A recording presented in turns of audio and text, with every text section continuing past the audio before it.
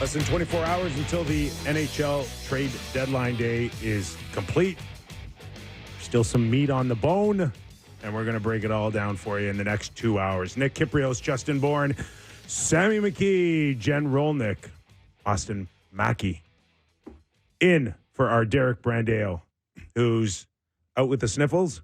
Sniffleitis. Yes. Sniffleitis. All right, Derek. Deadly case of the sniffles. Yes, Get better. Get better soon. In the meantime, plenty to dissect, including the Toronto Maple Leafs in a thrilling 2-1 overtime win. Who wrote this?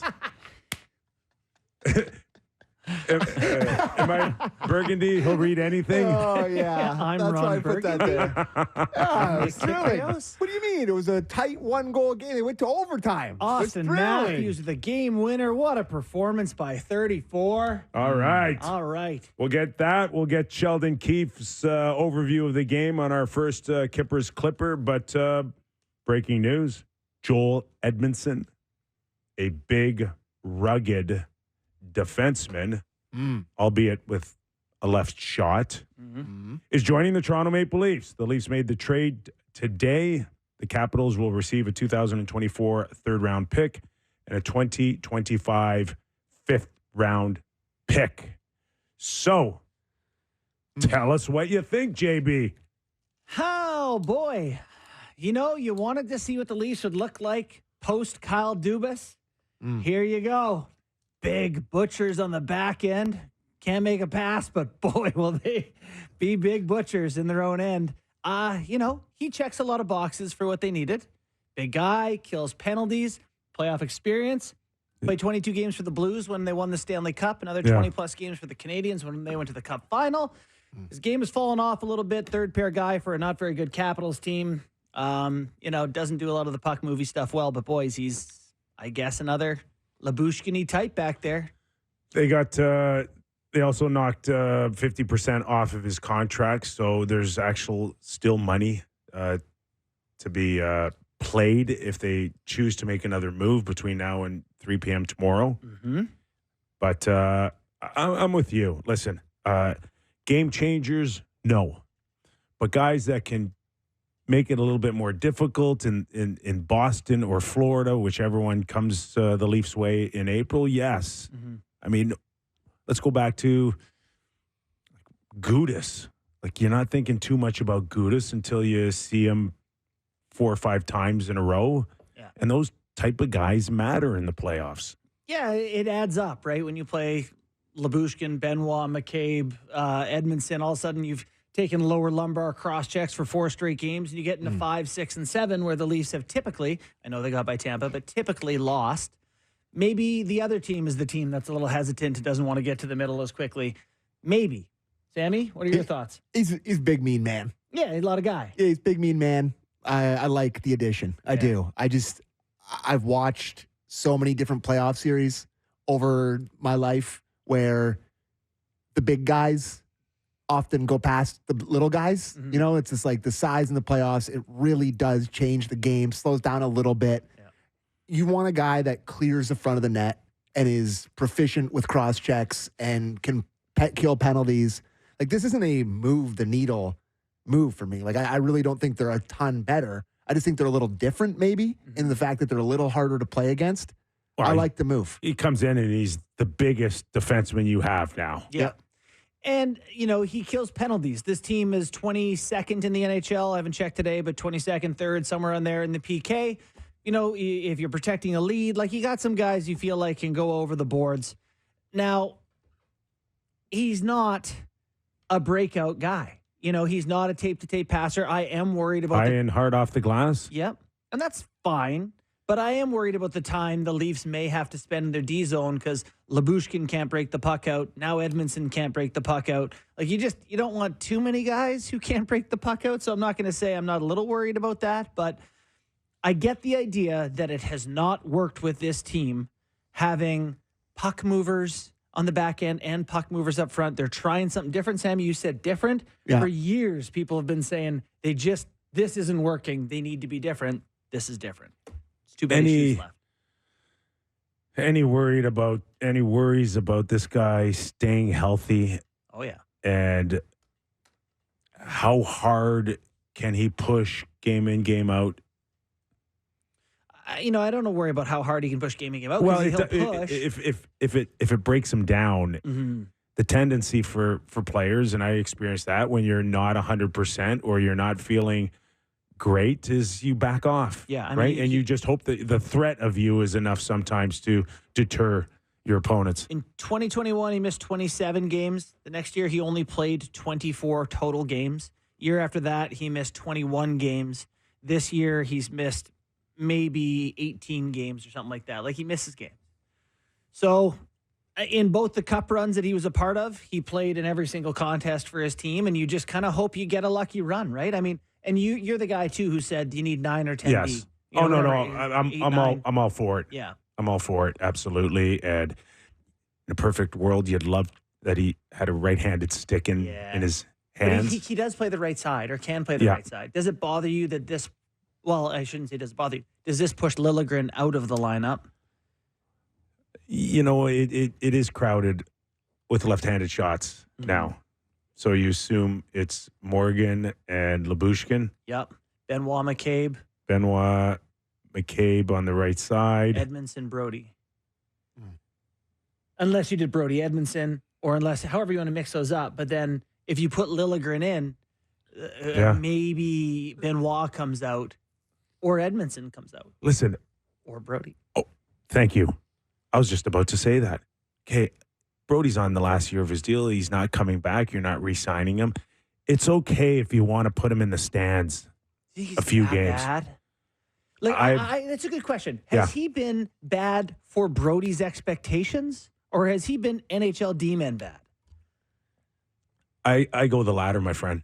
Wow. Yeah, I think there's some nights that I don't think he's top 6 now. Whew. Yeah.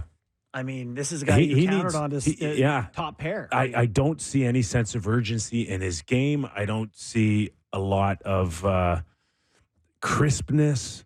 Like, he was earlier, he was money in terms of what you expected game in, game out. Like, it was never about the offense. It was never about running anybody over, but somehow, some way, he managed to move the puck or keep it out of danger. When I Sorry, go ahead. Okay. When I looked at SportLogic data for puck retrievals the last 2 seasons prior to this, he's been among the best in the NHL, like top 30 at going back and successful first place, getting the puck going the other way. This year, last time I checked, he was a bottom 20 guy in the NHL. It shows. See, that to me, that just and defending the blue line, same split. that takes so much away from what he has been all about.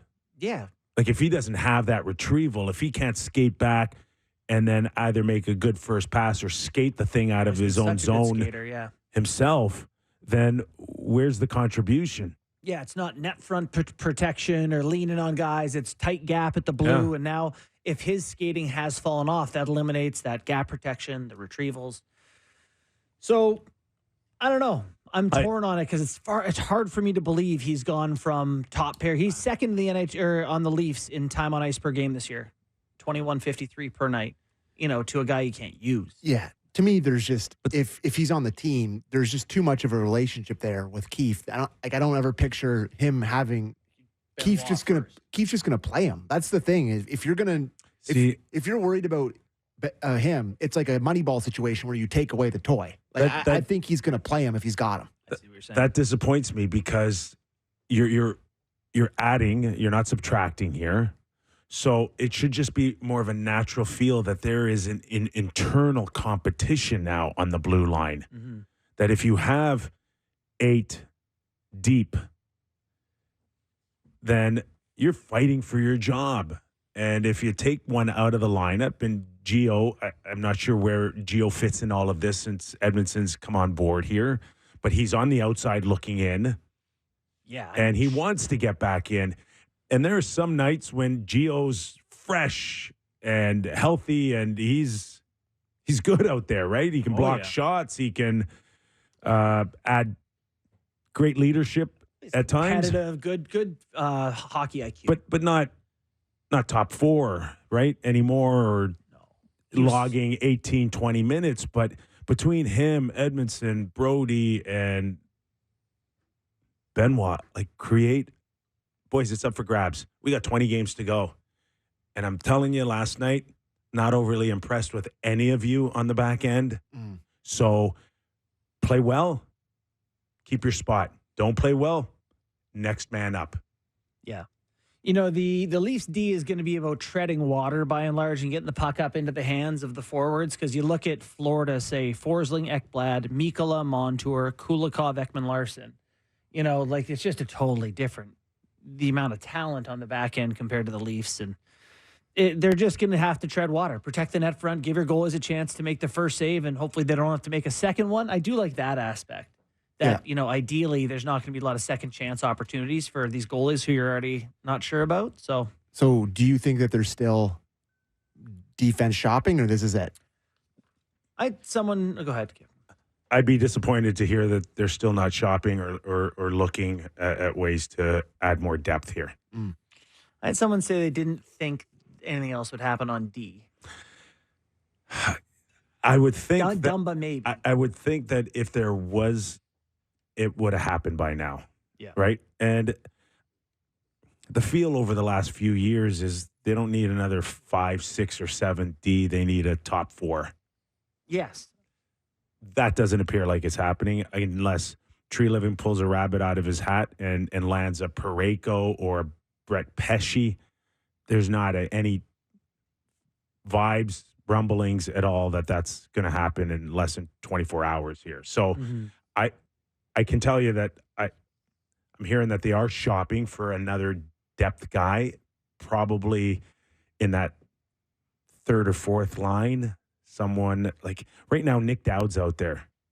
I like him a lot. There's face-offs, PK, and can play various sides, right? Yeah. He's a winger? He can take face-offs too. Yeah. So he could really help with the PK. Yeah. Well, But he's expensive still, and Washington doesn't have to give him up. I think he's got another year on his deal at 1.3. But is there another type of guy like that out there that can add some more depth up front that isn't going to kill you? This all screams to me, Tree Living saying, I know I can't make it look like I'm not going for it. Like, I know that we can't sell. We have a good team. We're competitive. We have to add. But I don't want to blow my brains out here and give up our first or give up Cowan or give up Minton. It seems to me like this is a tepid endorsement of this group at best. I think they would give up their first as they tried to Calgary for Tanev. But there's nothing out there. It's just, you can't just give up your first for the sake of trying to show everybody that you're trying your best or you're in or you're right. You just can't make it up. No. There's just not anything sexy enough out there. Well, Barbashev's sexy as hell and fits. Maybe not cap-wise, but. What would his price be? I think like 2 firsts. No, you're thinking of Bushnevich? Is that what That's who you're thinking of. Bushnevich. Yeah, right? Sorry. That's okay. Yeah. That's okay. Yeah, St. Louis. So there's some rumblings about him and the Rangers. Yeah. Now the Rangers gave him away, or they traded him for Sammy Blais and a first. A second, I think. A second in Blais.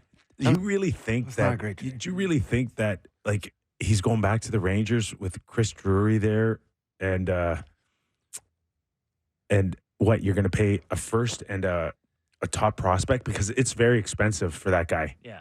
It's like, well, he has another year, 5.7. 2 firsts or first, and I don't just want a B prospect. I want your grade A prospect. Yeah. So they've got this one at Boston College, if I'm not mistaken, who's lighting it up. The Rangers do? Yeah, Perreault. Does that make sense? Yep. So that's who they're asking for, and it's like, that's a big ask for a guy that you traded for a second. Yeah. Was it Drury that traded him too? Like, I think it was it's Drury. a slice of humble pie to say, we'll take the guy back and we'll pay him Yeah. more. Yeah. I mean, Gorton was long gone, I think. But right? don't they, like, haven't they been linked to Gensel too? Like, they feel like they're really aggressive. Trying. Yeah, and I understand where Leaf fans are coming from in terms of feeling like you're getting left behind a little bit. Yeah. Like, I get it. And I've I just feel it a little bit too. And, you see big, sexy names going to big, sexy teams, and you're like, why can't we have that? And the reality of the situation is it's not really possible, unfortunately, for the Leafs to do it. Yeah, you spent time looking at what they have to trade. Yes, it's nothing. Yeah, they have nothing. That's why it took me 3.5 hours to come up with 4. It took me a long They didn't have time. to be 20-player trades. Wow. Well, Got to make it work somehow. I wrote an article today for the Toronto Star. Did you Oh, ever? my God. And Yeah, we saw. it goes to what you're saying, that as much as I've sat here and said, you got to find a way to go all in, it's just not possible when you really kind of reflect. Mm-hmm. And trust me, I took no pleasure in rehashing Kyle Dubas's tenure here. Mm-hmm. But when little bit pleasure? no, None? zero. Zero joy? No. No smiles? Move no on. writing it? No smiles, no nothing. Oh, you sure? But at least it gives you, knock it off, you two. I'll put you in the corner. I'll do the rest of the show by myself. All right? all You right. guys behave. Hey, don't beat up on me. All right. But it speaks to why it's so quiet. Yeah. And that was the whole point of just revisiting it now, so people can understand, including me, to go back and say, hey, you can scream all you want. Go in. The guys are in their prime of their careers, and Matthews and Marner, and this is the time. But it's just not happening with what Brad Treliving walked into. That was it. All in works a very particular way. You either win the pot and you have lots of money and you're very happy and you won, or you have no chips left. That's the definition of what all in poker is, right? And that's year 3 or 4 or 5 of all in. Yeah. You turn your pockets inside out. Yeah. You got the bunny ears. And they showed a lot of all in the last few years too. Yes. Probably the year that you really needed to be all in was this year. The guys are. No, it was against Montreal where everyone Do sucked. you see? I look back and I'm like, Matthews wasn't quite ready, and Marner wasn't quite ready, and they were still learning how to win and compete. And there's 6 or 7 years, not 4. Like that's a big 2-year difference to work on your craft and to get your skin thicker. And it just seems like now seemed to have been the time that you. In hindsight, of course, it's all hindsight. I think really hard when you win the division going away in that Canadian division Yeah. to not say, Fool's gold a little bit, maybe. oh, I mean, that You division thought the blue sucked. line, you were going to win with Hull. I saw that part of your article, which Hey. I was like, what are you talking about, Kip? Like, Muzzin was awesome. Peak Morgan Riley. Justin Hall was a very good player for them. Then who was the other name? TJ Brody. Brody was great early in his Leafs time. Oh. Yeah, not for me. I would kill for that decor right now. Oh, really? Oh, yes. Justin Hall back? No. The guy that can't play in Detroit right now? Yeah, 3 years ago was a really good player for the Leafs. Oh, boy. Jake Muzzin was, I mean, as good as it got for what you're that type of player at that time. Yeah, the Jake Muzzin thing was a tough one, just with the injuries and how it played out. I think if you play that out a few more times, it doesn't end up as bad as it did, but it's a tough one. You're talking about Dubas a lot, and I read that article, and it is a tough spot for Brad. And I don't think people, I'm going out this, but, I don't think Brad has a ton to play with, and I think there's a lot of pressure on him, clearly. And it's just, people are going to kill him if this is it. If this is it, I think he will be. I try to write the article for them to understand that maybe they shouldn't kill him. And you can sit there and say, oh, my God, he blew it with Bertuzzi and Reeves and Klingberg. But those aren't game-changing decisions on a 1-year deal. Yeah. Dubas made decisions that came back to haunt this team years later that had a long-lasting effect. That, to me, is a huge difference here. Yeah, I didn't agree with a lot of the article just because I feel like in that space that you have to write that article, there's not enough time to provide context for a lot of what happened over that time, talking about all-in seasons. And, one of the examples being like the Carolina trade where they give up a first to just unload a guy. It's a Lou contract. For sure. It's all in. Yeah. You got to get rid of a guy. No, that you makes don't space. have to. Marleau was used. No. He was useless. You didn't have to. But you know what? Justin, You know why they got rid of him? To pay Janssen and Kapanen. That's why they got rid of that contract. You didn't have to get rid of him for a first. you could have just sucked it up and held on to him. Yeah. Why did you feel the need to give up a 13th pick overall to get rid of him? Was he that awful? Was he horrible? He was pretty bad.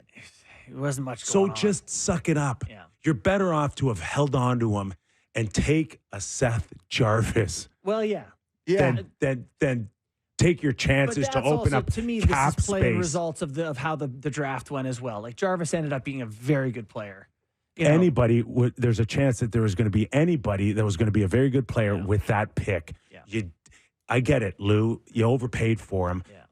but Kyle didn't have to. Yeah. Give The him team, away you know, for it 13th had you pick hung overall. on to him. You're right. It would have been curious to see what happens dominoes wise. Yeah. You probably don't keep certain guys, and now knowing those guys didn't pan out very Yeah. well, it's like, That's how valuable Well- that first round pick was. Yeah. And I think because you see people say like the Leafs are in bad shape, and then people automatically do the whataboutism. It's like, well, look at Tampa and look at Boston. But the thing for me, the biggest difference in, the Leafs don't have as much to show for what all they've traded for at the deadline. Like Tampa still has Hagel. They traded their first round picks, and they have Hagel, who's I'll on tell their you what team, they who's have. contributing. Boston has Lindholm, who's like their top guy. They have Jeannot. The Leafs have McCabe, who is a good player. But that is all they have to show for all these trades that they've traded all these assets for. And that's why you're constantly bringing guys up for 1 year deals and the team A, team B. But a lot of what those, when you do the compilation of here's what picks went out and here's what picks came in, a lot of that is you don't see the player retention. You get to have Jake McCabe at the deadline in an all-in year because you pay for attention. You get to have Ryan O'Reilly at the deadline, who was great for you and help you in a playoff series because you pay for attention. These are costs that came with getting these players for all-in. And you lose all-in, it's going to go bad. Can I admit something? I really wish Ryan liked it here. That'd be nice. That one hurt. That one The hurt. Will Smith meme here. Why don't he want me? And it's Wish he liked it's it okay if you felt like that was the need at the time, but Kyle needed absolutely 100% reassurance that Ryan, you're going to become a UFA and you're not going anywhere. Yeah, we're spending this. How is there not a contract negotiated just prior to the deal that either is signed right away or sits? But how do you not have him back? How good would the Leafs look right now going into Boston in the first round with a Ryan O'Reilly right now? And you could have had him for Bertuzzi's money, right? I mean, I know that he was offered the same money here and didn't want it. He chose that, but presumably Bertuzzi money. But you don't make that trade without it because I already got burned on Nick Foligno. Yeah. I can't go back to the well and do it again and have you walk. Yeah. That one hurt too. The Foligno one hurts, but again, Foligno got injured here. Yep. And, they're a player away from winning a series. They lose they lose by a goal in game 5 or whatever. I'm just saying, like, there are. That was the bad breaks, the Columbus year. No, it was the Montreal year. The Montreal year, and they don't have him in that series or Tavares. Like, well, he they got some played, but bad his bounces. back was, he couldn't barely walk. Yeah, he fought Perry after the knee. Yeah. It's a weird You time. know. And I think now, correct me if I'm wrong, is the 5th pick now gone in 2025? Yeah. Which means that they get to sleep in more that draft year? For 25, yeah. No, they got to get up early because don't they have the first in 25? Or they don't No, have the first? they don't have the first first. in 25. They don't have the second. They don't have the third. They don't have the first in fourth. 26, my bad. Yeah, that's... Don't even bother showing up, I guess. This upcoming No, draft, I think they got a. I think they stuff. still have a. I think they have 1/5 still, because it was a Chicago 5th Yeah. round pick. This year they have. I mean, they have 7 picks in the first or in the draft next year. Yeah. And then it goes off a cliff. All right, we're gonna have Andy Brickley from the Boston Bruins, color commentator, NESN. He's gonna help us tee up the back-to-back, or not the back-to-back, the back Buffalo Sort of. back. Just ignore Buffalo. It never happened. We haven't mentioned it yet. It's been 25 minutes. What would you like to mention from that hockey game last night? Game stunk. Yeah, let's go to Sheldon Keefe for our first Kyper's Clipper of his overview. I mean, obviously we weren't great tonight. We didn't move the puck very well, and as a result, didn't generate much. And when we did have opportunities to generate, I thought we overcooked it a little bit. Didn't tried to overpass it and didn't shoot enough. But like, listen, last time we played these guys, we gave up 9. So you can understand why the guys are a little gun shy tonight, and being a little more careful. So I think that hurt us a bit offensively. But to your point, you're playing a tight game. The next mistake could be the difference. And I liked how we stayed with it. I thought our third period was our best period.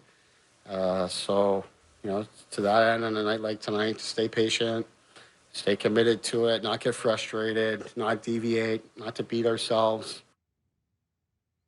You worked the game last night. Yeah. Was it you that used the term sleepy?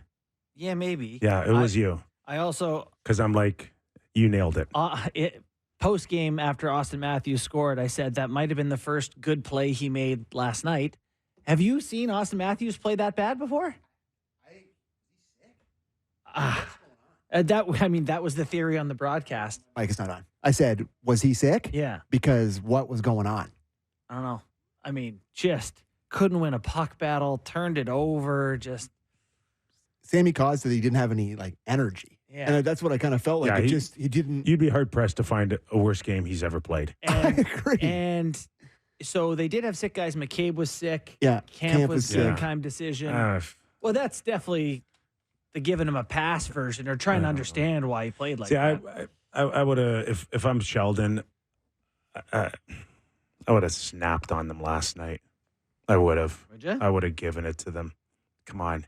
Maybe he did. You mean like in the media he would have done that? No, behind the scenes. Maybe he did. No, he did not. He didn't? No. Okay. No, he did not.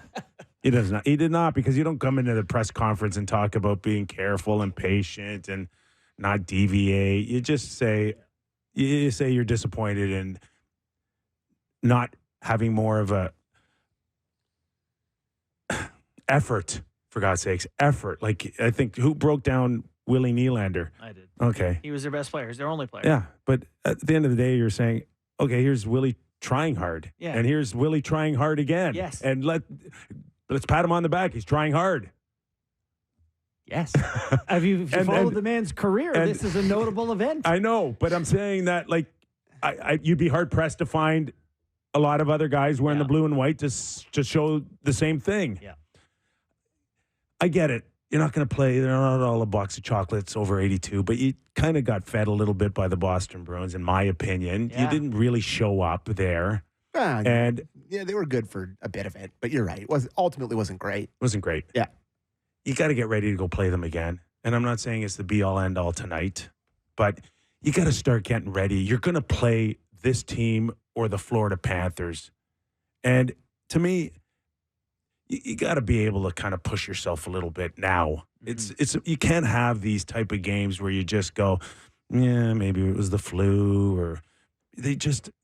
To me, I would have tried to get a reaction out of them, because you're going to need to push these guys a little bit here. Yeah.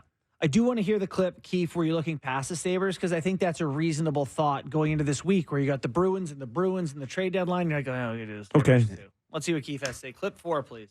I'm hoping that some of why maybe we weren't great, maybe we were saving a little in the tank for tomorrow night and looking past, which we're trying to fight that and not do.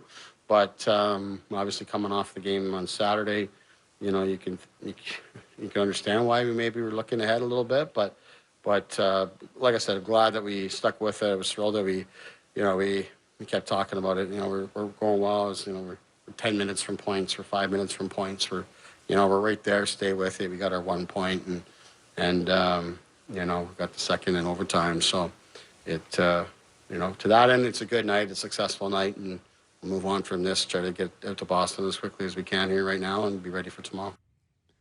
10 minutes from points. I would have hoped that he would have accused them of it during the game at some point in the intermission to go, boys, you're looking past this team. Yeah. And I want it to stop right now. And I don't care what you need to do, but you start manufacturing some emotion here, some physicality, drive it up. Yeah. Don't just fall asleep until we go into a shinny game 3-on-3 and then have our top player who didn't show up tonight score a big goal here, because that's always the recipe. I got bad news for you. In psychology terms, I believe you would call this reinforcement, some sort of they got exactly the outcome they wanted. They didn't have to put maximal effort in. Matthews gets a goal from Marner. G. Winner interview after the game. They talent themselves too. They did enough. Well, if you're sleepy in the first round, you got to be able to, Sheldon, you got to go in there and rattle their cage and get a reaction the next period. But don't let them sleepwalk through that game. If the Sabres had their usual FU towards the Leafs that they did not have tonight, I thought they were dreadful for most of that game. Yeah.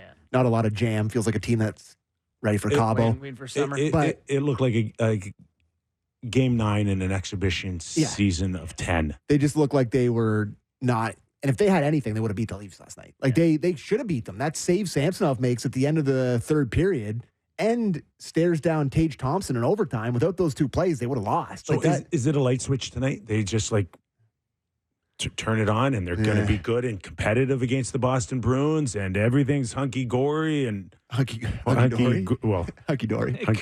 No, hunky-gory maybe. It could be very gory. He's both hunky and violent. I don't often have a great feeling about games, but the second half of back-to-back, playing a lot of hockey, flew in the room. And I feel like tough night. Could be a tough night are for in them. tough. But then they might win. Yeah, because we don't know what the hell they... You know what Boston's going to bring? Like Boston, they turned around 24 hours. They had a big win against the Leafs, and then they played the other night. Lost Edmonton in the last minute, but it was a good game, and they had lots of push, and they had lots of energy, and they showed up. They haven't made the trade yet, right? Like you're expecting Boston to not just go quietly through the deadline. That's the other thing too, and not to go back to the Leafs again in terms of how limited they are, but Boston's got something up their sleeve, and Carolina's got something up their sleeve, and Tampa just lost out on Hanifin, so they may have something up their sleeve.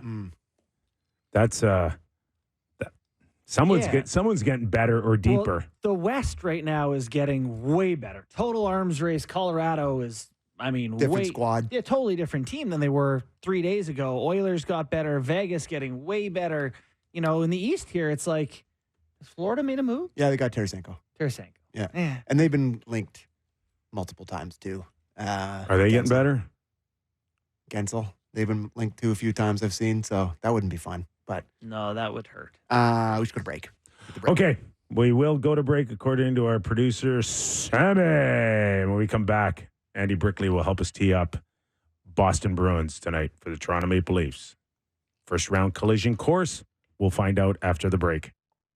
All right, let's welcome in Andy Brickley, Boston Bruins color analyst for NESN, as we get set to watch the Boston Bruins and the Toronto Maple Leafs on perhaps a first-round collision course. Andy, what do you think? Well, that's the expectation from where I sit, that this will be a first-round matchup. And I think it's great hockey. I think it's entertaining. I think there's a great rivalry that's developed over the last decade plus. And, I love when both teams play well. And may the best team win on that particular night. And that's the expectation when I go into the Garden tonight to watch a Leafs team that I think probably needs a regulation win, maybe more so than Boston does. Yeah, I think that's fair. What are your thoughts on where this Boston Bruins team is right now? Do you think it's going to look much different after the deadline here in a couple days?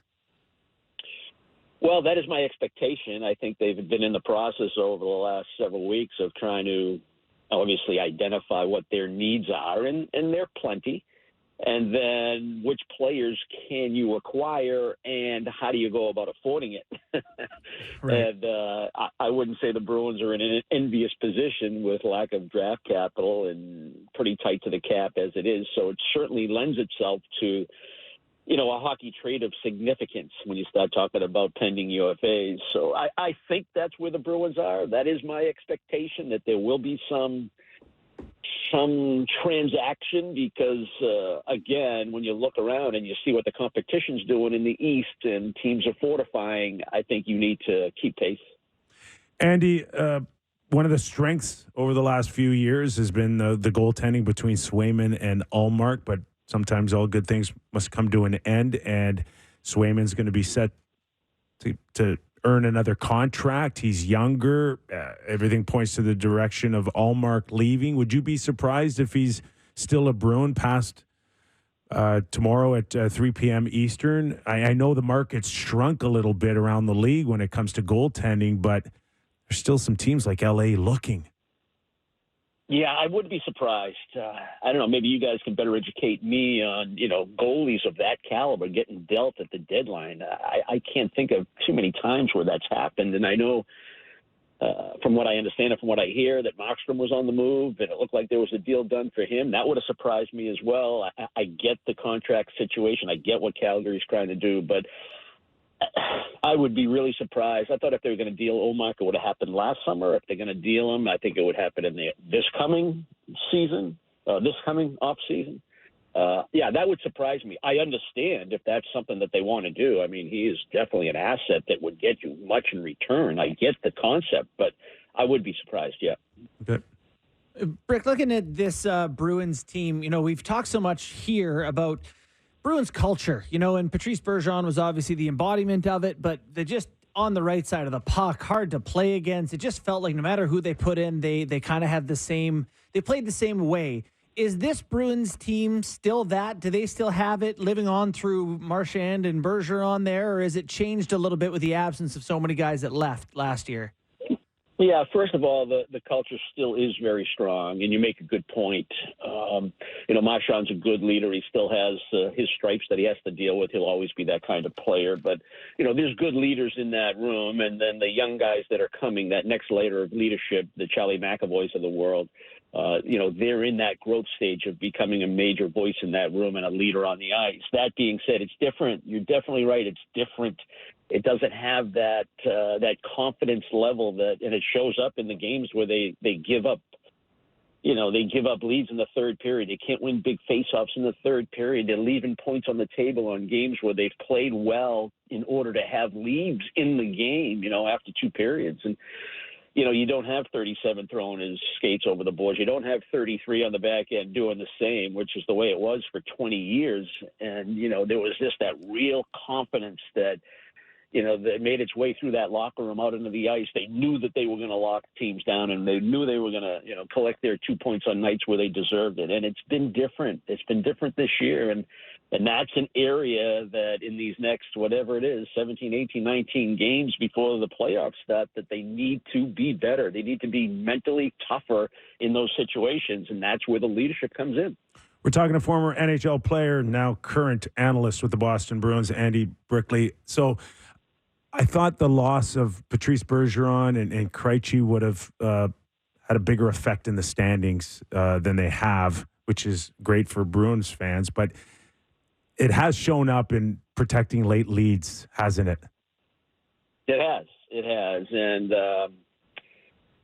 I had that same feeling, too. I mean, you look at this team coming into the season, you say they got some really nice parts. They got some really nice players. Pasternak, he continues to produce. You were wondering who's going to play center, who's going to get that guy the puck, who's going to let him do what he does best, who's going to be able to be in the middle and distribute and still be able to protect him as far as having a 200-foot game. And whether he's playing with Charlie Coyle or he's playing with Pavel Zacha, they've done a nice job. Those two players have had really good years. They're real good players. But are they elite?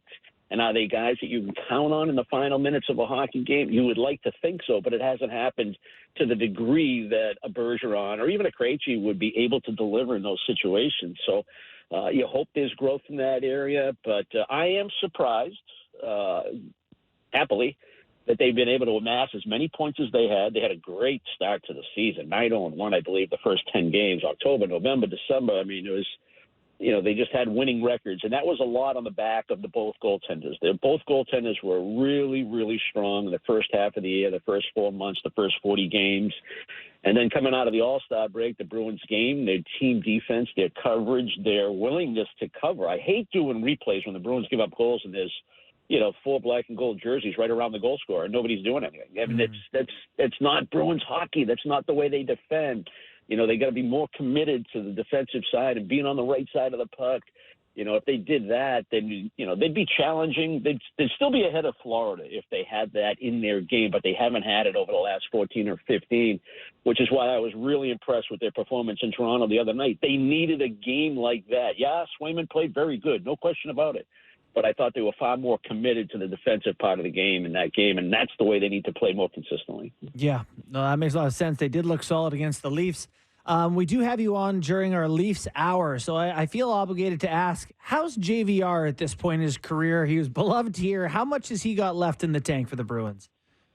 Well, it was nice to see he played his 1,000th game the other night, and he was pretty humble about the recognition that he was getting. Hey, look, he went to the University of New Hampshire. That's my alma mater. Of course, I'm going to go to bat for this guy, but no, he's still got great hand-eye. He's got great reach. He makes plays, from the tops of the circles down, around the goal line, in front of it. He was snake bitten in the early year. He was getting the chances that he normally gets.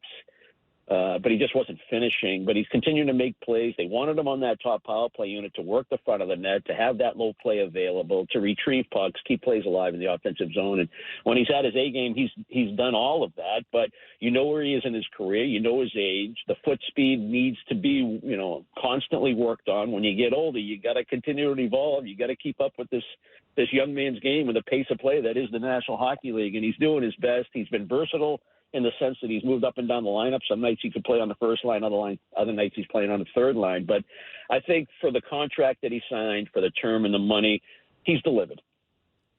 Andy, one more for me. We know Brad Marchand's the captain, and he is the face of this team right now, but how far off is Charlie McAvoy? Yeah, right around the corner.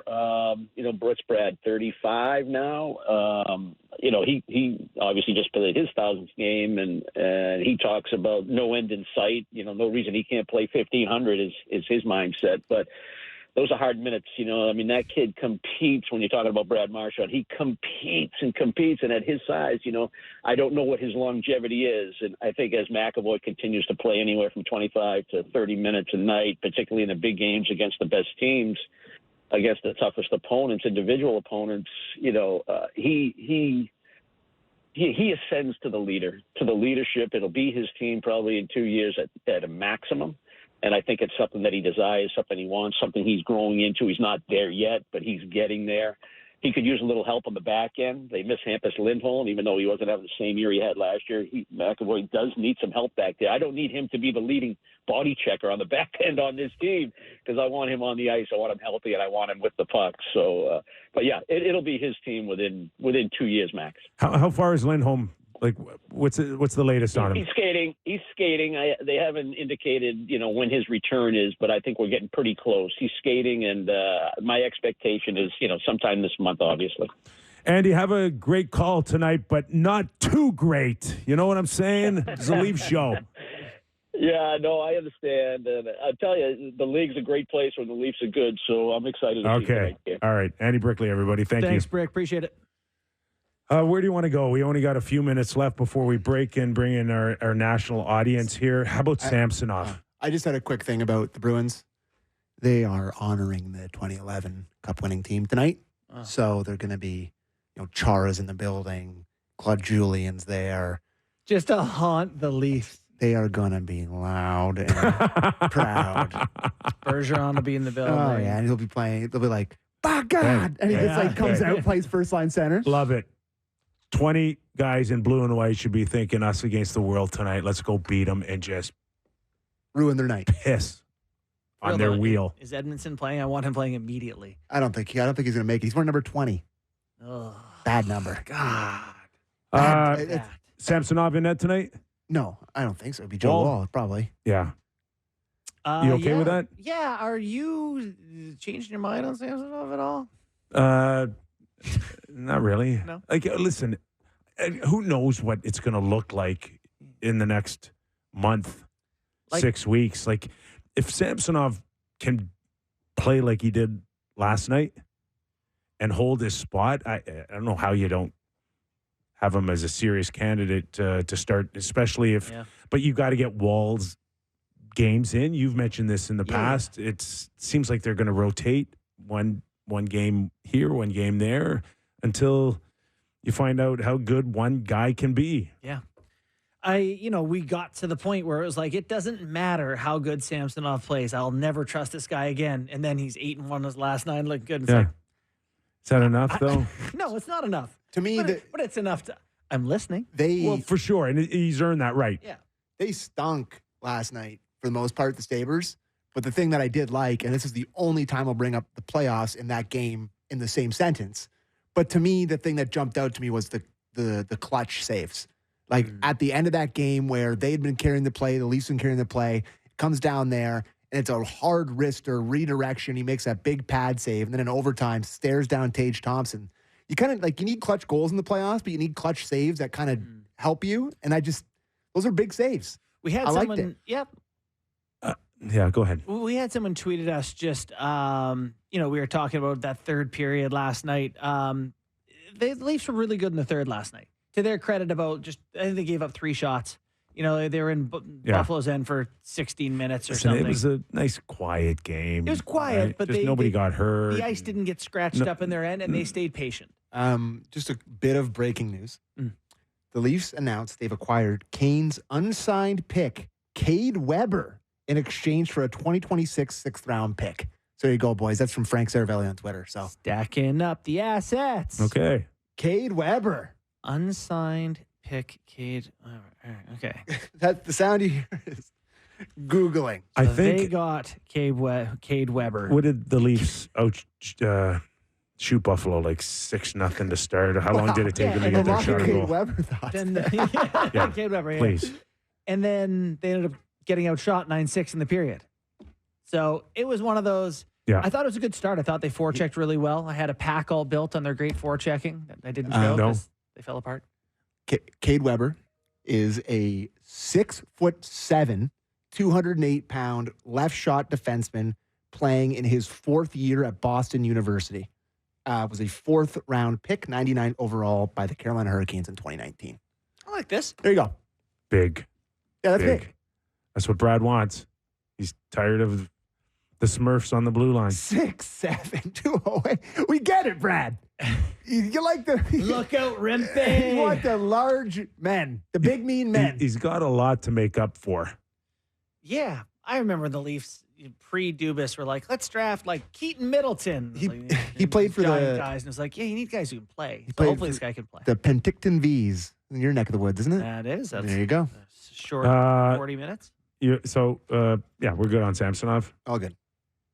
You want to hear or no? Do you want to hear anything on? I want to hear what you have to say for Samsonov, just in general, more than these Keefe clips of him saying nice things. Well, first of all, I'm really excited to see the Leafs' reaction at puck drop tonight against the Bruins. Yeah. So not giving up a breakaway 9 seconds in, maybe that would help. Okay, that would help. But just the sense of urgency to say, okay, a couple games got away from us.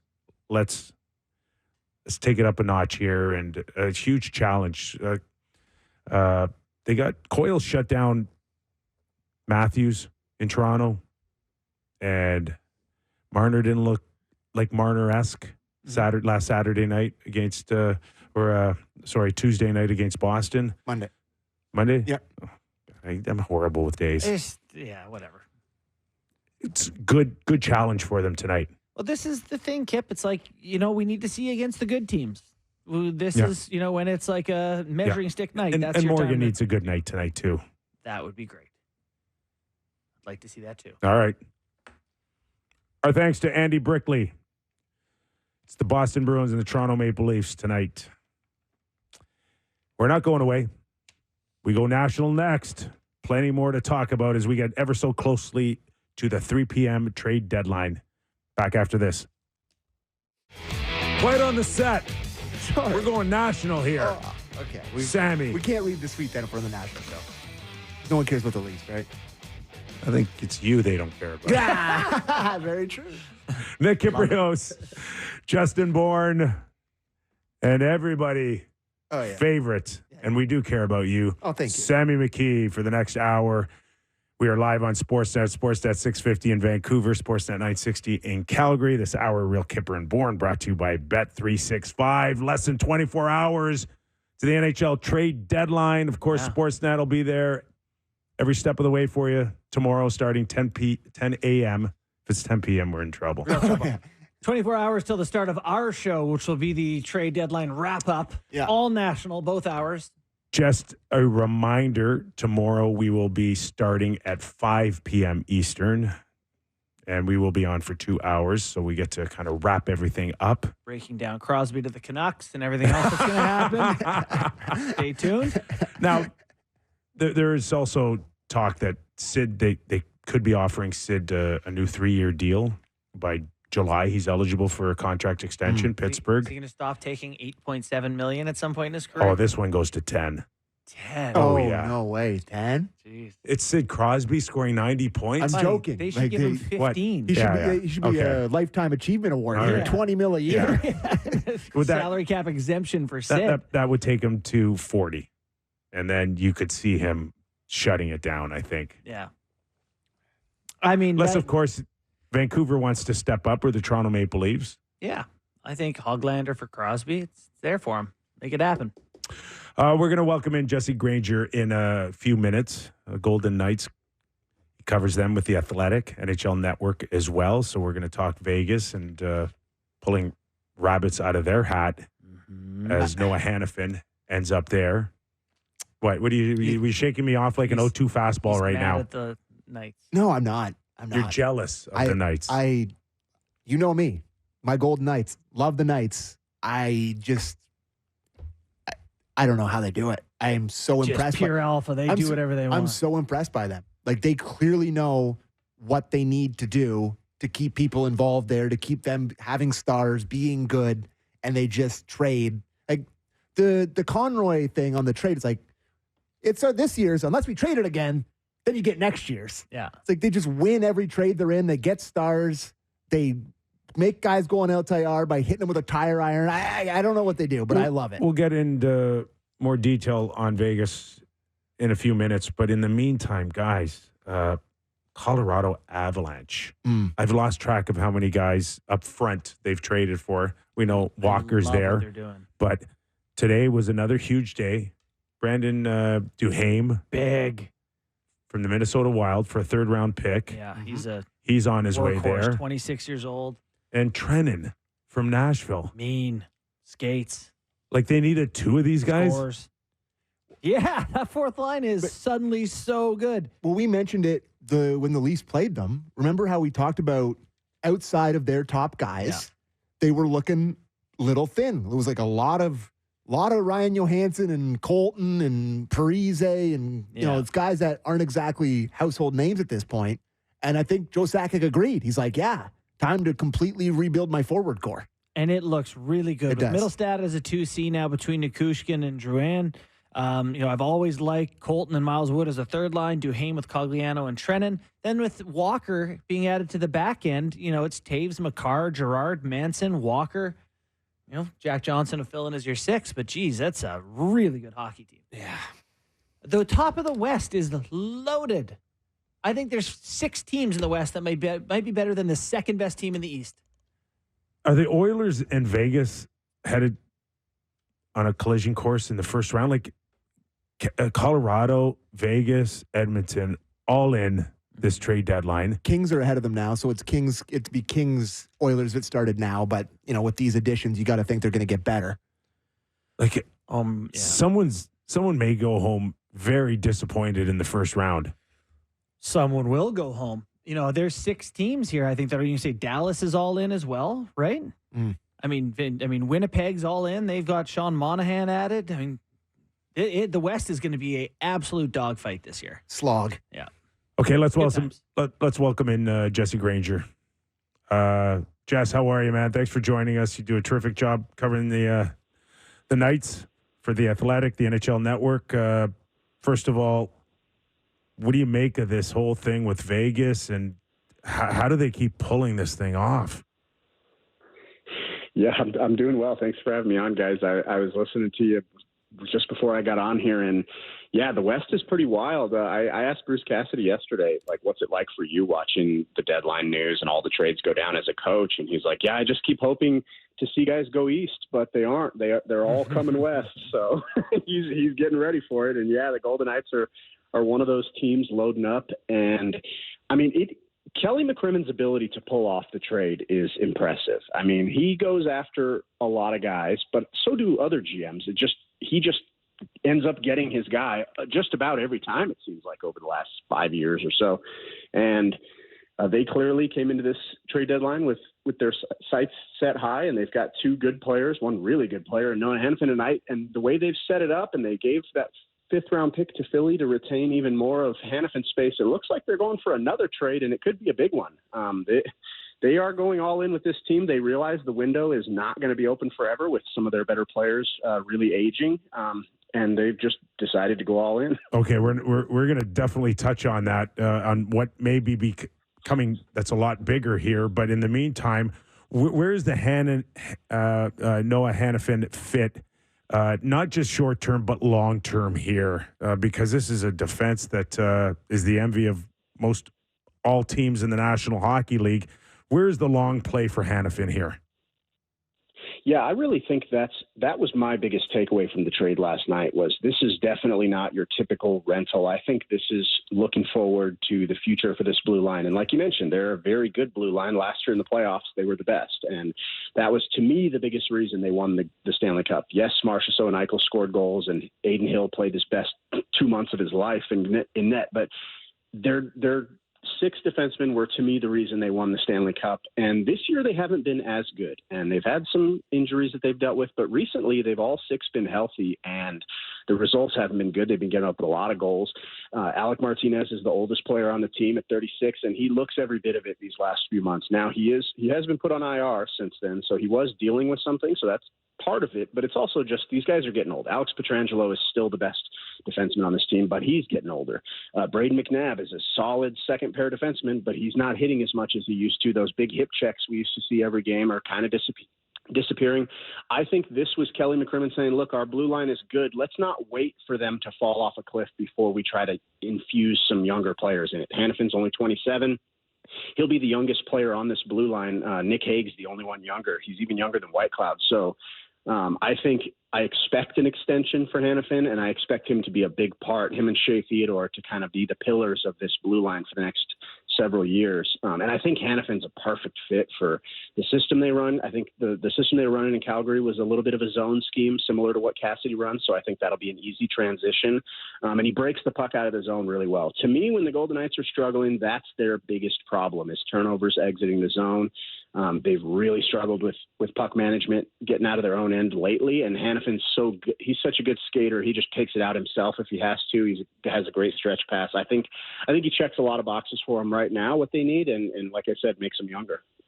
So if you look at goals for per game, the Vegas Golden Knights find themselves behind Dallas, Edmonton, Vancouver, and even, I think there's another one ahead of them in their division there. So they've got they're I would say 4th or 5th best offensive team heading into the postseason. Do you expect them to find a way to add more goals here before it's all said and done? Yeah, I do think they'll get another winger, whether that's one of the premier wingers, Gensel and Buchnevich and those guys, or maybe the next tier down. If they don't get one of those guys, I could see them go into the next tier down. They already added Mantha, who isn't an elite scorer, but he is having the best shooting season of his career. He's scored quite a bit for Washington, so I think he's going to add a little bit of that. But yes, I do think that they're going to add at least one more guy, and it'll probably be a winger that can score some goals for them.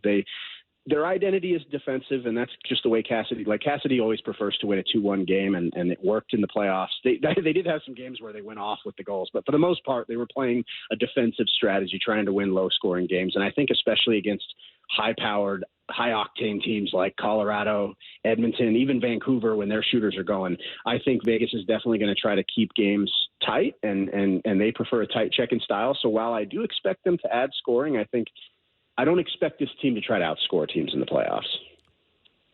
They can't get Gensel. That would open up. Just go down? That would be an investigation. It would be an inquiry. There'd be it's just, that's not happening, is it? Well, they had Hanifin retained 50% with Calgary, and then they paid that extra 5th-round pick to have Philadelphia retain the extra 25%. And what that did was it gave them over $3 million in usable cap space. It would have been under $3 million. That got them just over. And if you bring in Gensel with 50% retained, it's exactly $3 million. So I haven't heard that they're getting Gensel. We lost Sammy. I have not heard that. I don't want this to come off as a report that they're getting him. Listen, but I'm just telling you, connect the dots. The way Kelly goes aggressive after these guys, it makes a lot of sense. Jess, you don't get radioed on our show. You just spitball like crazy. Yeah, we just throw things at the wall, man. No one takes us seriously. See if it sticks. Yeah. Yeah, we traded Crosby yesterday. You're fine. Wow. Would not shock me. That would be a game changer beyond belief. And to me, I don't think it's likely just because of the extension that would come after it. Like, I think they gave up a lot for Hanifin. I think they got a pretty good deal, but they gave up a good amount for Hanifin, but that's because I expect them to sign him. They haven't liked to buy rentals that they aren't going to sign. Like you saw the Barbashev deal last year. Pretty much every big player that they've added at the deadline, they end up extending, and I don't see a way for them to extend Gensel. So to me, that's why if they were going to get one of those top guys, I think Buchnevich might be a little more likely just because he's got another year of term. I don't know. I think with Gensel, the extension next year makes it really sticky. Who do you consider Vegas's top competition in a pretty stacked Pacific division? I mean, the West in general is very good, but the Pacific itself, you're going to have to go through Vancouver, Edmonton, LA, quite likely. Yeah, I mean, they're all very good. I think Vancouver, to me, is a very good team, but they just have not matched up well with the Golden Knights. And this has been, I mean, for years they've struggled. If you look at their overall record, it's very bad against the Golden Knights. But even this season, I think Vegas is a big, heavy team, and as good as Vancouver's playing this year, they are a little smaller. They're more finesse, and I think Vegas has been able to bully them around. Things change pretty quickly in the NHL. I think Vancouver can absolutely beat them in a playoff series, but I would favor Vegas over Vancouver. Whereas Edmonton, I think, man, you guys mentioned, are they on a collision course? I sure hope so, because that sounds the most fun to me in the first round. Last year's series in the second round was phenomenal. Mm-hmm. These teams do not like each other. Like, you talk to players for both sides, that they won't come out and say it's the biggest rivalry, but they do not like each other. And if they play in the first round, it's going to be a lot of fun. So that's kind of what I'm rooting for. So, does the Mark Stone situation and his status, does it feel like last year's status, or is this one different? Is the feel that it's a lot more unlikely that he'll return like he did last year? So it's actually funny that you say that, because it's a little like, I think we don't remember it as it happened in the moment last year, because going into the playoffs last year, nobody picked Vegas to do anything in the playoffs. And it's because they didn't look great down the stretch, because they didn't have Stone. And we didn't really expect Stone to be back the first game. I mean, he didn't get on the ice with the team until like a couple days before that opening day of the playoffs. Heading into it, I thought Stone was going to be out. And if he did come back, I thought it was going to take him a long time to get back to being himself. Clearly that didn't happen. He jumped right back in game one. He was amazing and led them all the way to the Cup final. So I think it feels similarly to last year, but that's because last year I was skeptical going in. I didn't expect him to do what he did. So, yes, I do think there's some – I don't think everybody in Vegas is confident he's going to be ready for the playoffs. Do you remember do you remember the viz that they had of him jumping on the ice for the first time at the practice facility, and you're like, oh, that guy ain't playing. It was right, he was very ginger stepping on the ice, and it was his back, was it not? Yes. Yeah. Last year he had his second back surgery in I think 9 months. They were only 9 months apart. He had the first one the year before, and then last year he had his second one. This year obviously is not the back. But I mean, I don't know what his timeline is. I do know that it's probably going to be close to when the playoffs start. Wouldn't surprise me if he misses some playoff time though. Do you think it's unfair for people to be skeptical? I understand where the skepticism comes from, because it's the same player 3 years in a row that's been put on LTIR. And 3 years in a row, is it? Use that space. Well, it was the year they traded for Eichel. They had Stone on LTIR, and then they had Eichel on LTIR, and then they swapped the two. So it wasn't the exact same situation, but the year they traded for Eichel, they were using a lot of LTIR that year. just like they did last year and just like they are right now. But I always say this, like, you can be skeptical, and yes, it is very fortunate timing for a very unfortunate thing to happen. But that's all, to me, that's all it is. Would the Vegas Golden Knights rather have Mark Stone healthy? Yes. If he's going to get hurt, this was the ideal time for it to happen. Oh, it was fantastic timing. Well, it's just, Jesse, a part of it for me is like, it's the most unprovable thing on earth. It's my spleen. It's like, how can you say it's not hurt? You know, it seems so made up. I think he had surgery for it, so they could prove. I would imagine with how much attention is happening on this, the NHL is very much. I remember last year asking, and the NHL did check in on Stone as the regular season was winding down. The NHL is checking in and making sure everything is above board. So I would expect with as much attention as this guy. And what's funny is, they won the cup, and Stones gets a lot of attention. Half the league is using LTIR right now. They're just not using it as aggressively as the Golden Knights. So by chance that Vegas and Edmonton clash in the first round, is that a good thing? That at the very least you envision a conference final between these two, not a first round match. Someone's going to go, some fan base is going to just be devastated after this trade deadline that one of these teams could be out. Yeah, I mean, I agree that it does feel a little anticlimactic for it to happen in the first round, but the way I think about it is if you get that, then you get two more rounds. If whoever wins that, say it's Edmonton, you get Edmonton, Vancouver in the second round, and then you get Edmonton, Colorado in the conference final. That sounds amazing too. But the other way, say it's Vegas, Vancouver, that'd be a great series. And then Vegas, Colorado was an excellent series 2 years ago. So I think there are a lot of good matchups in the West. It is going to be, the playoffs in the West are going to be spectacular. I do see why you would maybe want that one to happen a little later, but I personally just give it to us in the first round. These teams don't like each other. The way it ended last season with the Pietrangelo slash on Draisaitl, that series is going to be money. And you like them to, you like their chances against Edmonton, looking at the moves that they made at the trade deadline? How do you see them matching up against each other this time? I think I definitely think Edmonton's a tough matchup, but I think Vegas does well against that type of team. They beat Edmonton last year.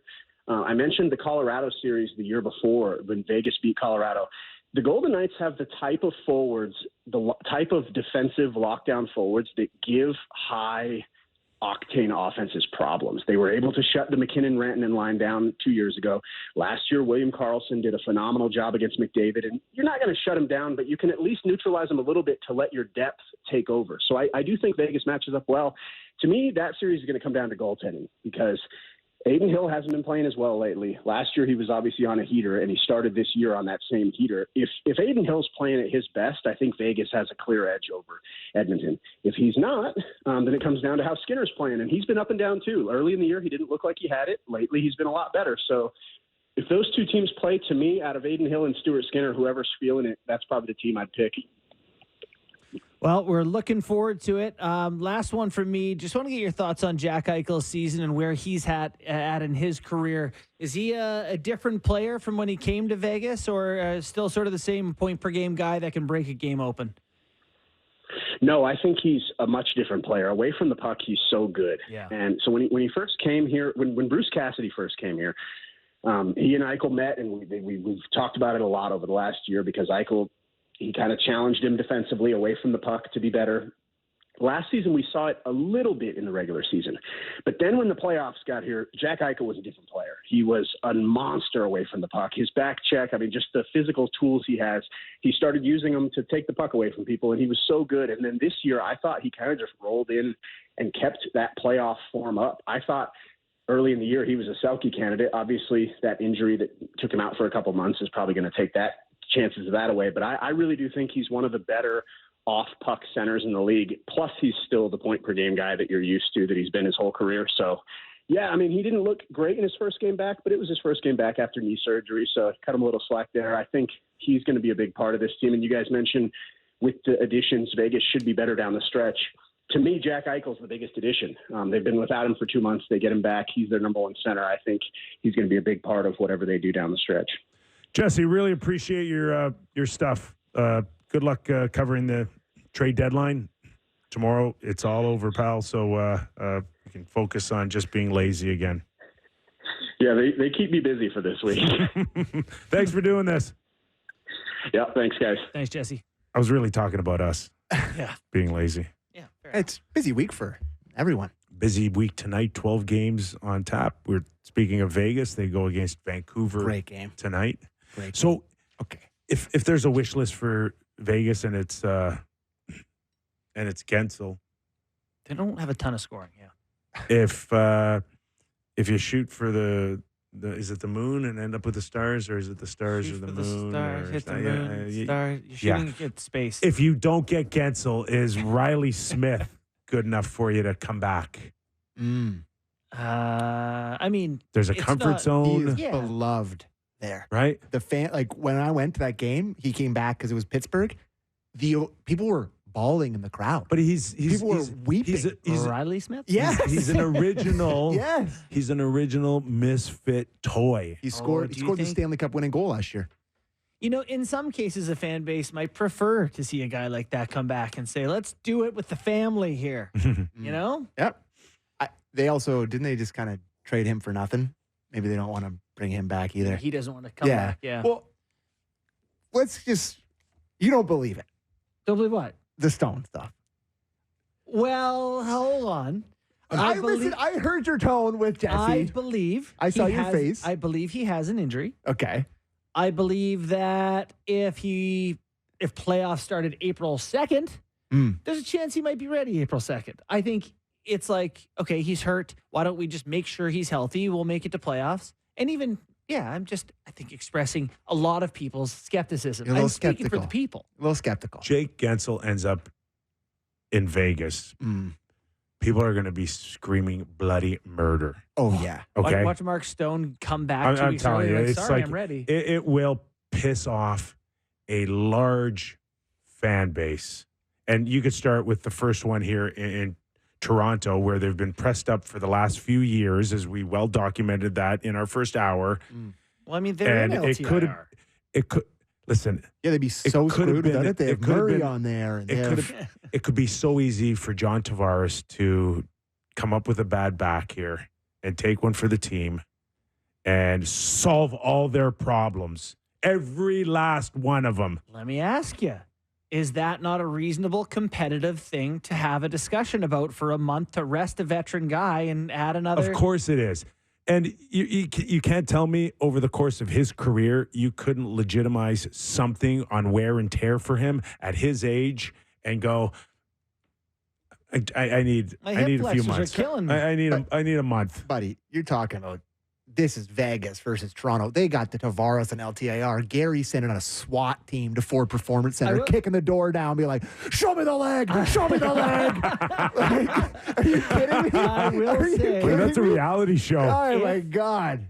If they get Gensel, I think the NHL will have to make some sort of formal, some formal proof of Stone's injury will come out. Like I know they did investigate them last year. There are doctor reports. They do go down that path. But I think they're going to have to make it public because I think the fans are going to scream bloody murder that this is unfair. Yeah, you listen. First of all, you're not making anybody's medical records public. That's not happening, JB. Seems like a bit of I'm a not dangerous asking for precedent. I'm not asking for an open book, but you don't think the league would have to validate that they operated fairly? They can report that they are satisfied, There you go. but they're doing that because they're not questioning anything right now publicly. So it according to the NHL's head office, it's passing the smell test. He should have to submit his spleen in a manila envelope, mail it to the NHL, prove it's damaged. Yeah. You know who I really do feel for? Is my Edmonton fan brethren. Yeah, watching this happen, watching Sucks. a competitor Like play to a $98 million salary your cap direct compared to your own. competitor Yeah. who's going to have, like, the second Your the playoff likely starts, first-round opponent. you're immediately going to have Stone in there. You're immediately going to have potentially Gensel, Eichel's back, Hanifin's in there. Looking at this, they're playing Vegas in round one. The Kings have been better, so they're kind of going back and forth, but they haven't made the additions. I am Get out of here. dumbfounded. I like the Kings still. I am dumbfounded that you shut down the league. You get a bunch of lawyers in a room battling over a collective bargaining agreement, and no one saw this. That you get to kind of wipe out, and if you're injured, then you get to do this, this, and this. And then in theory, you can win a Stanley Cup with $100 million payroll, yet others are still at 80. Yeah, it's crazy. You should, even in playoffs, you should have to dress a 20-man roster that fits under the cap. So you can carry more guys, but if you can't dress 20 players that fits under, that's not in the spirit of why we have a salary cap. To me, it's like, it's insane to think that, okay, season's over. Now bring back everyone who's been hurt. And they do the WWE gif of the guy with the leg and the blanket. Here's the thing. I get why, like I said, my Edmonton fan friends are pissed. I get why other people around the league are pissed.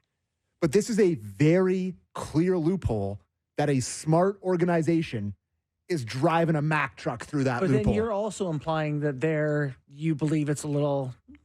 I wouldn't say it's all super above board. I wouldn't go that far. It's just incredibly gray.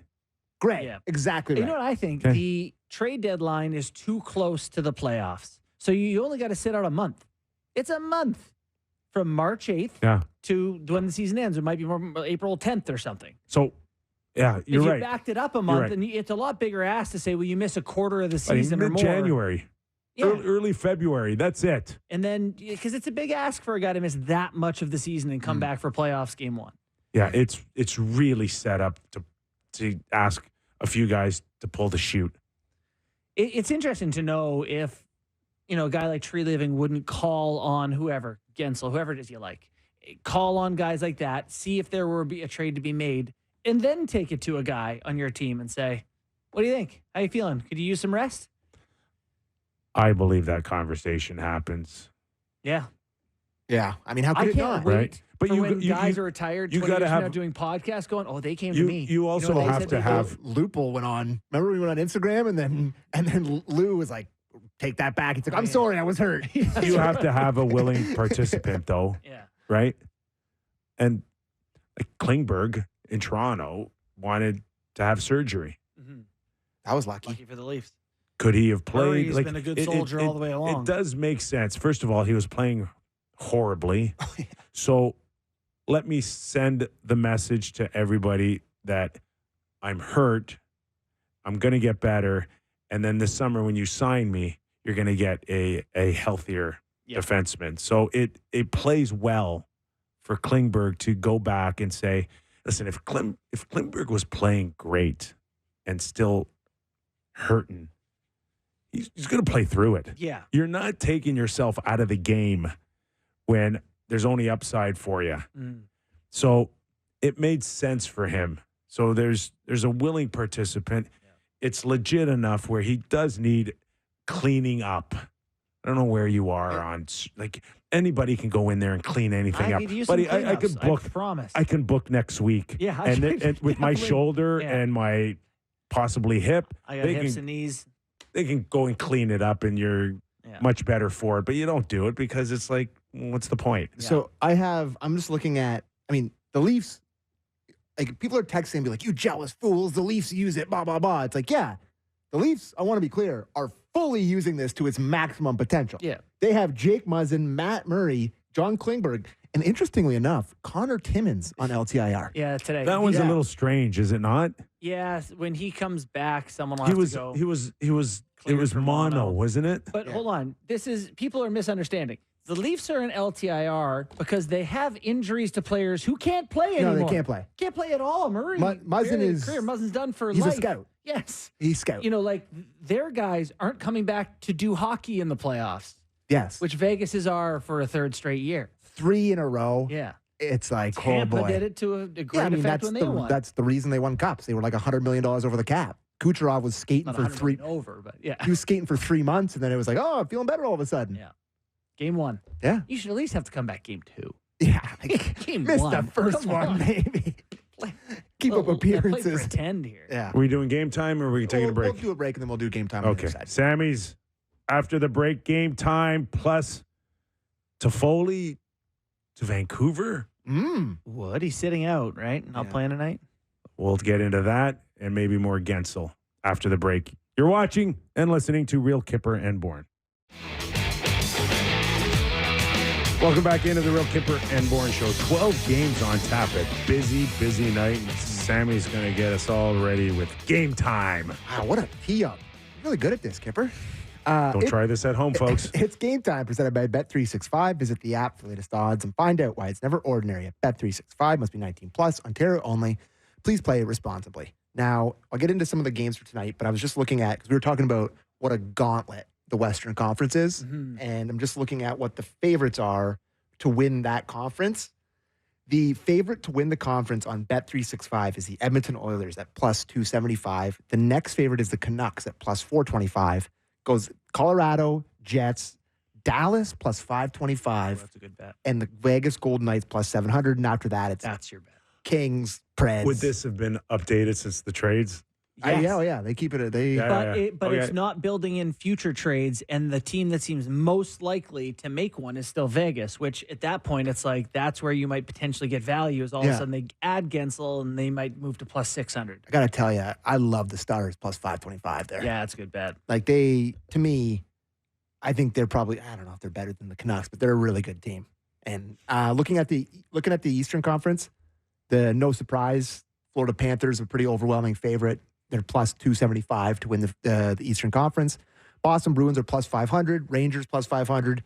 Carolina, who's rumored to be in the sweepstakes for Jake Gensel. And they also have activated Freddie Anderson today off IR. Ooh. So they're plus 600. And then the Leafs are plus 600. And then it drops off Lightning, Red Wings, Flyers, Islanders. So anyone. I like Carolina there. Yeah. But I mean, feels like it's just going to be tough. Is Freddie going to break hearts again? Probably. You know, I don't think he was as bad in playoffs as everyone in Toronto remembers him being. Oh, my God. I know you're a diehard Freddie Sucks. Couldn't make a big save. Are you kidding me? Jake Gardiner has been lambasted in this city for being -5 in Game 7 because Freddie couldn't stop a beer leaker. Now that I know it bothers you so much, I actually think he was really good. Oh, oh, now you're going to kill him right now. You know, what was his numbers? Over 900? Just look at the elimination game numbers. That's all you need to know. Bad. Yeah. No, he could not rise. He's a guy that can help you get the play and make the playoffs, and that was Lou Lamoriello's big signing in Toronto. He gave up a first, 2 firsts maybe. He gave up something very big. Then he signed him to a $5 million a year contract. It was a good contract. He gave them playoff type of goaltending to get in. You know what, though? His demeanor very much matches that of the rest of their core, which is very even and level. Yes. And, Not his fault, If, you mean? Yeah, if it doesn't quite go your way. And if there's a little heat, then I got to take a few days off. Myself. Yeah. So I'm just looking at a couple. He could have been a great goalie, too. I think he's a great goalie. You're right. In the playoffs, he wasn't. He was never the best goalie in a series, not once in his time in Toronto. Not a ton of big games tonight, really. I'm looking at it here. I mean, the Leafs and Bruins is probably the premier matchup. That's large. Flyers paying a visit to Florida. I feel like that could be a bit of a grease fest. I guess the question is, do you believe the Penguins are done? Do you believe the Devils are done? Yeah. Are the Islanders? So it is Washington and Pitt. That was going to be my next one. Okay, go ahead. Pittsburgh's massive favorites. They're -170. To me, it's like they should not be favored about that much against anyone. What's -1.5? -1.5 is plus 145. Caps will be crushed after losing Edmundson emotionally. Their defense will just be no good. Once upon a time, we'd start the conversation with that game with Sid versus Ovi. It's Ovi. It's not the playoffs. Yeah, no, it's a different vibe. No, now that he's traded to Colorado. And now that the Leafs are sniffing around. All right, that was Game Time presented by Bet365. Visit the app for latest odds and find out why it's never ordinary at Bet365. Must be 19 plus. Ontario only. Please play responsibly. Best player that you would have liked your team to get at this deadline has to be Yakov Trenin. We do our Leafs hour. Didn't mention it there, but if you're the Oilers, if you're is he your Canucks, Janot from last year? Yeah, but probably a better offensive player. And cheaper. Yeah, double-digit goals. I think a couple of years in a row. maybe I'm. No, Remind you're me, right. He's got 10 goals in. remind me what Tampa paid for Janot I again. will remind you: a first, a second, a third, a fourth, and a fifth. But that's crazy It is crazy. for He was- a bottom what, 4? But Bottom 5? When they traded for him the year before, he had scored 20 times. He scored Yeah. 20 as a 6'4" guy who fought more than anyone else in the NHL, and they were like, "We're going to have him for his whole career." Now you're stuck with him for his whole career. He's been okay. I mean, he's got 12 points in 42 games, dash 11. I'll walk back the okay part Yeah. then. Maybe he's just been not very good. But I like that pickup a lot for Trennan, for them there. You mentioned something about Yeah, Toffoli? Toffoli. Like, I don't know what's going on with Jersey, but they are shopping him. He is So they're just punting. Season's over. teams that need scoring wingers. Vancouver. What do you think? Go. Yeah. Would you go there? I mean, I don't feel like that's what the Canucks need personally. Like, I think they could use Elias Lindholm to play better hockey. I don't know. Tough for me to say. Like, I adding good players is always a good idea. What's that cost going to be? You like him for Vancouver? I don't know. I'm uninspired by it. I as well. am depth. Yeah, that would help. Right. But at what cost? And I think he can score. He can shoot it in the net. Am I But is crazy he though? too Is that close like to not the Brock thing they need? Besser? Is he Yeah. just too? Are they too similar? Yeah, I think so. I could just use a little bit more, I don't know, like Buchnevich or like a bigger move like that. I understand it's not easy, but like, wouldn't you love that for them? Yeah. And if Gensel, if he doesn't end up in Vegas, Vancouver doesn't seem to have enough, I think, to What is it? to They dig don't have under. enough that they want? They don't have enough It's assets? just, I would imagine up until now, Kyle's prices have dropped somewhat here. So maybe they get back into it. But I was told the other day that it was too rich. If prices drop here, is it like a, should we see if we can re-sign this guy sort of situation? Or Someone did mention to me out of Pittsburgh that they may try to revisit signing him again if it's a reasonable number. So what does that mean for Gensel, who's one of the best scoring wingers in the game? Is that they're going to try to steal him at 8.5, 9? it's not like, what are you offering Gensel when it's like, we're not the no tax state. Yeah. We're not in a playoff spot with a bright future. But he likes it there. Okay. And he loves Sid. Yeah. And if you're telling him that Sid's going to stick around for the next 3 years and we're going to re-up him. Dubas has the advantage in Pittsburgh in that he didn't sign all those contracts, right? Like the Malkin Letang, was that the previous it was guy? the previous. Could he approach them and say, The answer is yes. okay, I think it's easier. it's easier to be like, hey, And I'll tell you the one place that Malkin would go, but I don't know if this isn't for tomorrow at 3 p.m. But if you eventually had to move that contract, he would go to Florida, oh God, Florida. right? No, I'm just saying though, and it's that whole thing about Bobrovsky and Tarasenko, the Russian community though? down there. They love it down there, But I'll tell and he you this. wanted to go there. I think there was, if it wasn't going to work out in Pitt and he wasn't going to get his extension through Brian Burke and Ron Hextall, then he was going to try to pick his spot, and that would have been Florida. But you have made the case to me in the past that all these guys that came home to Toronto, Joe Thornton and Wayne Simmons and Marleau, an Ontario boy, and there's a list of guys who came home. It's not necessarily for the right reasons.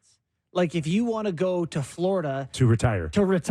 live on the beach, be in a Russian community, You like just retire. and also, but might as well keep You wanna- collecting a you wanna paycheck. keep playing. Tax free. Might as well grab your money. Well, don't you get your money if you retire? Tax-free. No, you don't.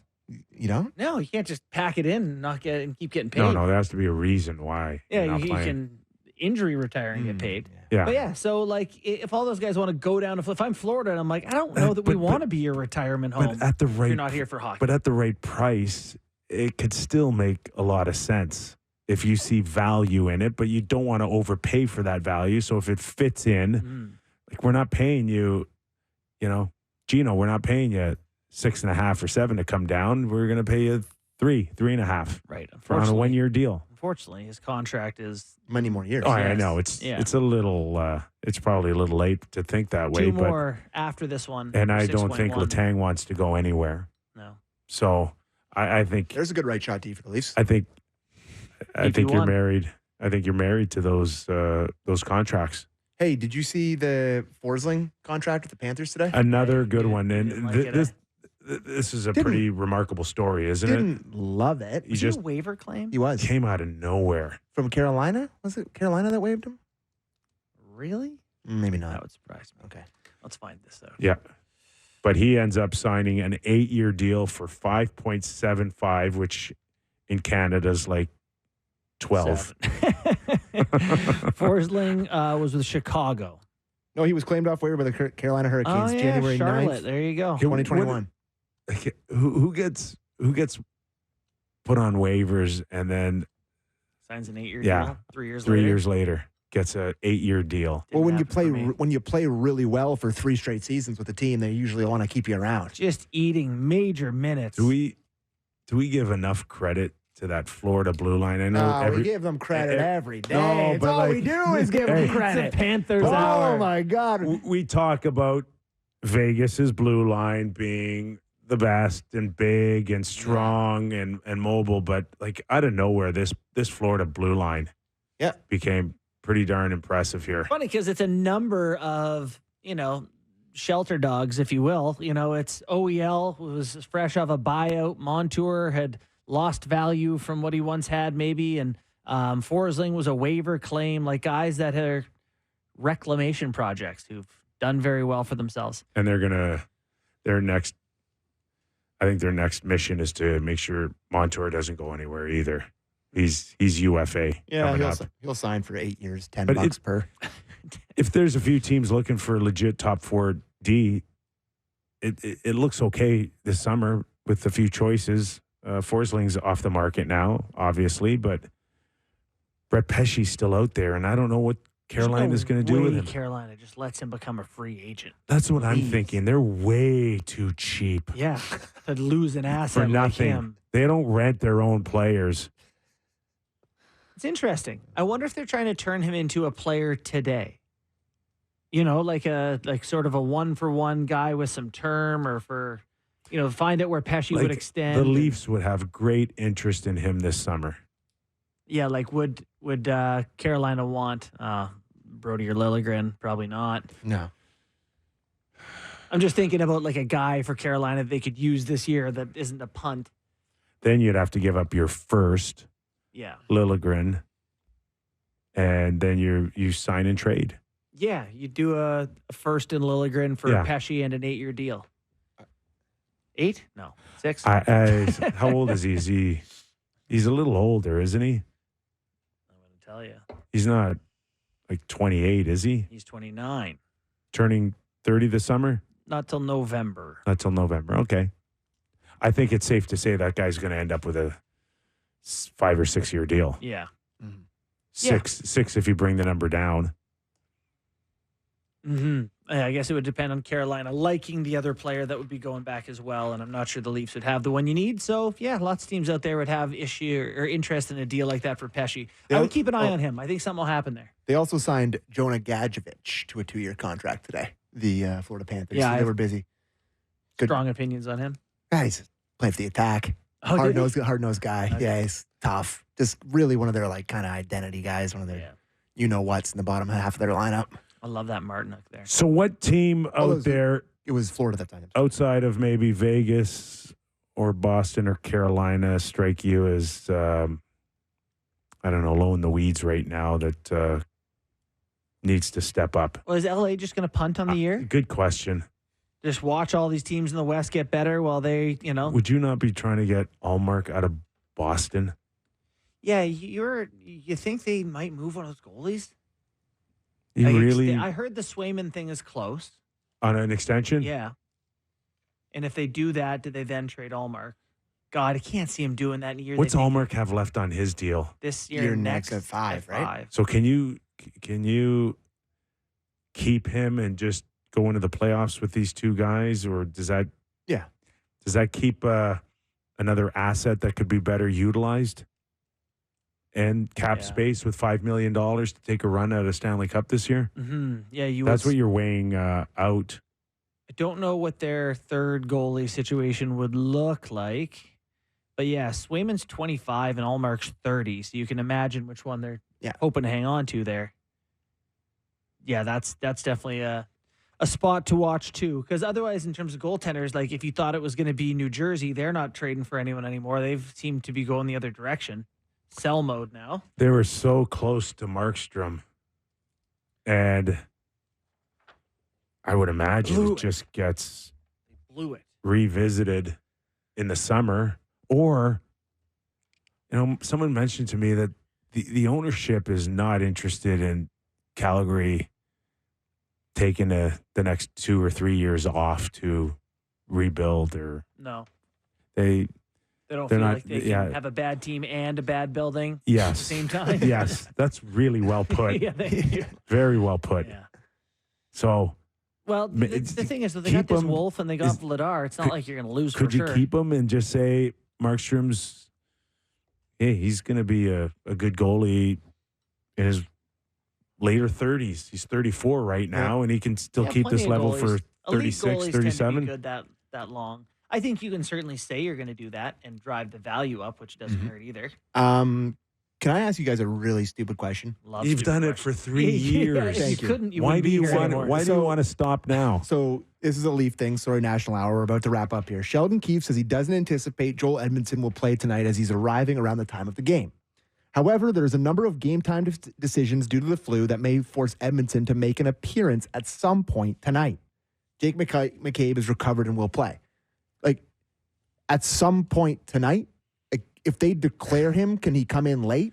Put a guy in line he's on the game sheet. If they put him on, if they put him on the game sheet, he could show up in the third period. Like he could hang out in the dressing room. Like how the guys in my beer league team showing up halfway through the first period. They're like, this guy we just traded for who misses 30 games a year due to injury. We're going to throw him in, no warm up, right off the plane. No knowledge of the systems. Field goal kickers do it all the time. Yeah, that's right. They sit there, come out and kick a goal, kick one through the post, and then go back and sit there forever. So what you're telling me is, if he's not there on time and they put him on the game sheet, he can still play. That's my understanding. Okay. So it wasn't that dumb of a question? Or was it dumb? No. Okay. Totally really good question. Thank you. you. How many, you got to field, there's a minimum here, right? You can't come to the game with 12 guys. Yeah. You mean like the zigzags at 11 p.m.? Grinding to get 7 guys Rent the goalie? Yeah. 7 guys, not enough to play a beer league game. So what you're telling us is that they could be playing with 17 skaters. No, Stay tuned. I just think I think these guys are pretty sick, fellas. Yeah. And we saw it last night. It was a pretty sick effort. And I'm not talking about the good sick. Yeah. I'm worried about this evening. They got the flu. It happens. Yeah. All right. Play the world's smallest violin for me, please. Oh, yeah, Kipper. I know. Come on. Kipper, you were Whoever's talking about in tonight. You had the sniffles yesterday. You were wearing a toque. Buddy, I'm 57 and I'm soft as a pillow right now. I'm not in the National Hockey League. Good argument. Great job, boys. Okay, our thanks to Jesse Granger, covers the Athletic for Vegas. Great job, Jess. And we're back tomorrow, 5 p.m. Eastern. Have a great night, everybody. Trade deadline.